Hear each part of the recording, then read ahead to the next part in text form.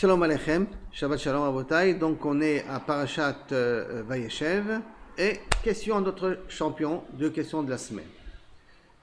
Toujours dans Réveil, puisque c'est de là-bas qu'on s'attarde, Bezrat Hashem. On voit là-bas un petit peu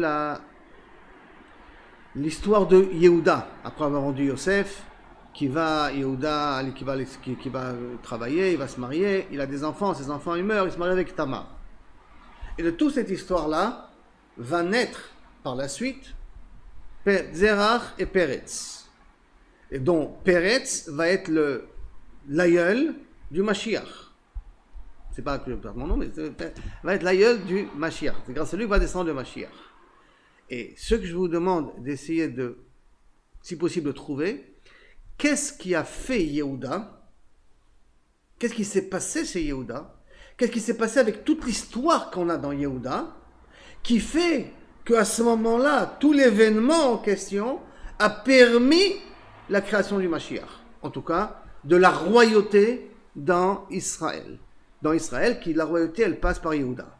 On sait déjà au départ que Yaakov, il a vu que la royauté, elle appartient à Yehuda. Mais d'où on le sait? Dans Parashat Vayechi, où là-bas, il lui donne la royauté. Mais pour que Yaakov va donner dans Parashat Vayechi la royauté, il faut qu'il se passe quelque chose, qu'on voit qu'il a un potentiel d'être roi. Maintenant, c'est vrai que déjà tous les frères avaient considéré Yehuda comme le dirigeant, indirectement, de toutes les tribus. Mais qu'est-ce qu'il y a de particulier? Qu'est-ce qu'il y a? Parce que c'est un niveau potentiel, maintenant c'est au niveau concret. Qu'est-ce qu'on peut voir dans la paracha, chez nous, dans le comportement de Yehuda et peut-être dans le comportement de Tamar aussi, d'une certaine manière de sa bru, d'où on voit que là, maintenant, peut naître les kochot du Mashiach. Ça veut dire que Yehuda mérite d'avoir le Mashiach. Maintenant, vous pouvez me dire, parce qu'il a dit Tzadka Mimeni, il a reconnu devant tout le monde. Mais reconnaître devant tout le monde, dit le Rav Friedlander, ça c'est une qualité que devra avoir le Mashiach par la suite, pour pouvoir faire tchouva aux gens. Donc, c'est vrai que ça peut faire une partie, mais ce n'est pas, a priori, la seule raison pour que le Mashiach puisse naître. Parce que quand il a dit Tzadka Mimeni, elle était déjà enceinte.